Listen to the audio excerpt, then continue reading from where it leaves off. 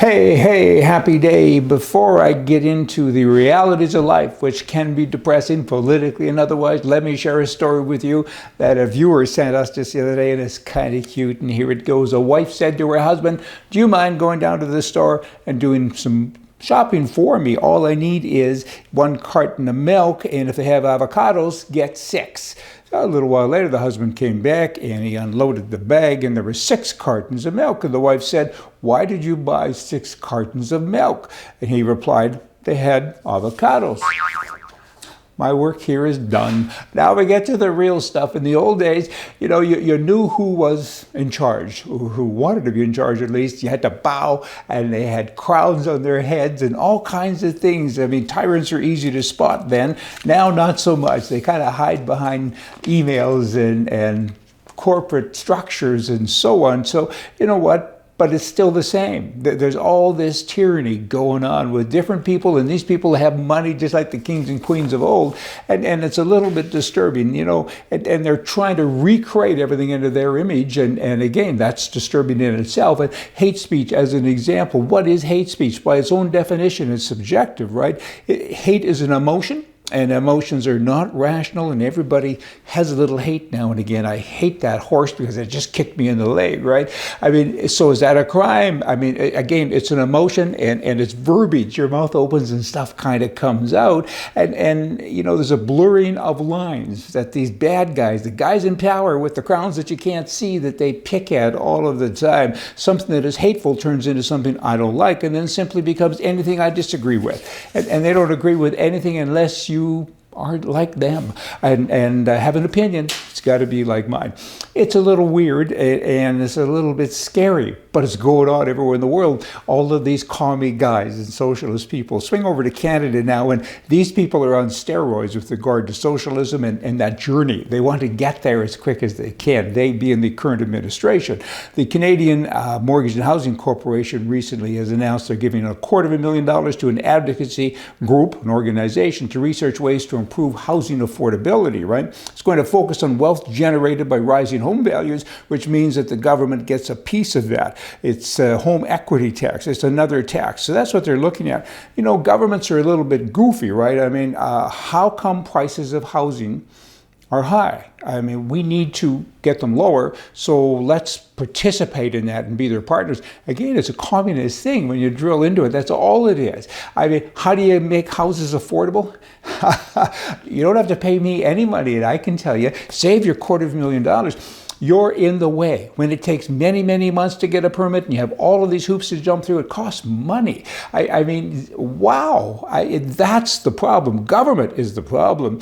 Nothing else is the problem, just them. Taxes, fees, and bureaucracy, red tape. It's being protected from ourselves by these people that have no clue what they're doing. And then they stand back and say, hey, we got to get the prices lower. We can't. So we're going to take part of your profit because that'll help. All that's going to do is pass on higher prices yet again. I mean, you know what? You got the inmates running the asylum. Craziness. Now, Ottawa.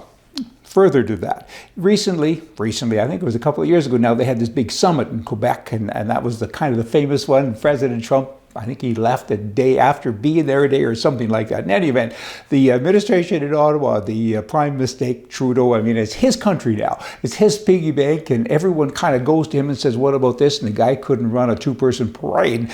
But he's running the nation, right? And here's just a case in point. They needed some cars, so they went out and they bought 631 brand new vehicles just for this summit. How long does the summit last? A couple of days. I don't know, 2, 3, 4, pick a time. But then they sold them just the other day. They sold them. The deal's done now, and they got $19.5 million, but it cost them 23. So do that math. So that's $3.5 million of costs to have these cars. Maybe you should have rented them. Better yet, why wouldn't you go out to the citizenry and say, you poor little people, affordable housing, you need more money, and tell you what, we'll rent your cars. We'll give you $1,000 a day. And go to the rich people too. You'd get Mercedeses, you'd get Escalades. The cars are not going to be used hard. It's kind of a semi-privilege, and you get $1,000 a day. Let's use that as a formula, as an example. So that's $631,000 a day.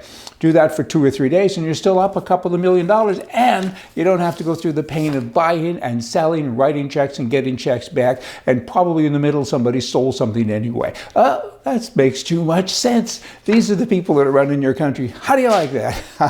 And these same people now have said, oh, we're going to give away another $5.8 billion because of this virus business going on. It's for related contracts for personal protection, gear, and so on. But we're not going to tell you who we gave the contracts to. It's typical. These are a bunch of thieves. I mean, who's stealing today? Probably somebody stealing lots of money, almost $6 billion, and they won't tell you who they gave it to. Here's another example. A company in Quebec has been awarded $134 million in a sole-sourced federal order to manufacture equipment, again for COVID. They got a 10-year contract. 10 years. Where's the genius that said this is going to continue on for 10 years? I just heard another genius the other day say it might go on for another 2. Duh, I even doubt that. But another 10 years, and they don't have a factory. No factory, no problem. The government of Quebec said, we'll lend you $4 million to go build a factory.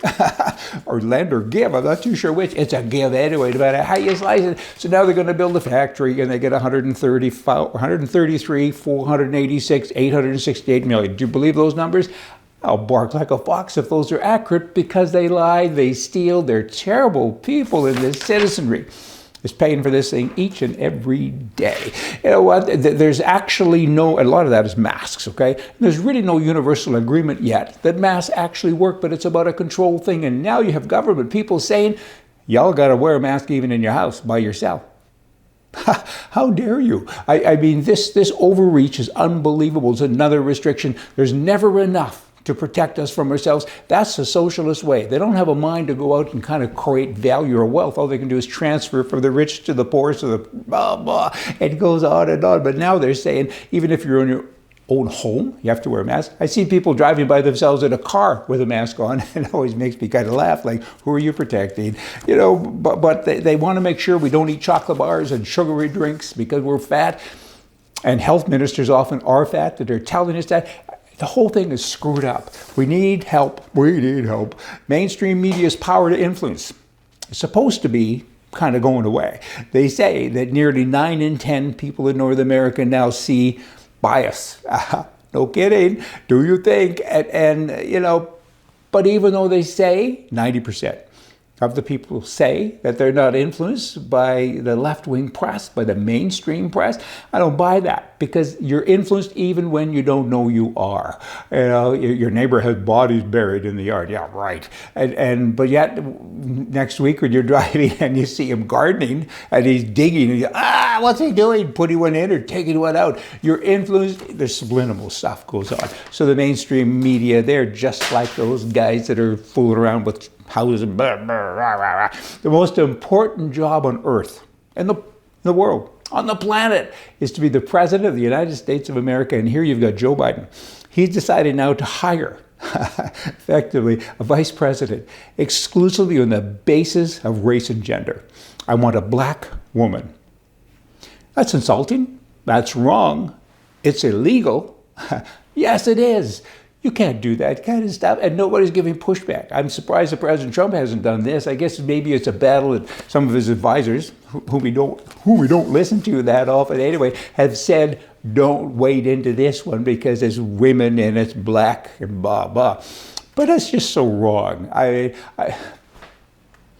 She's a heartbeat away from being the leader of having the most important job in the entire world. Hey, and you know what? I'm right. I'm never wrong. I'm right. Right on. Right for rights. Right you are. Right power. Right left. Right wrong. But I repeat myself, it's the right thing to do. Good right. See ya.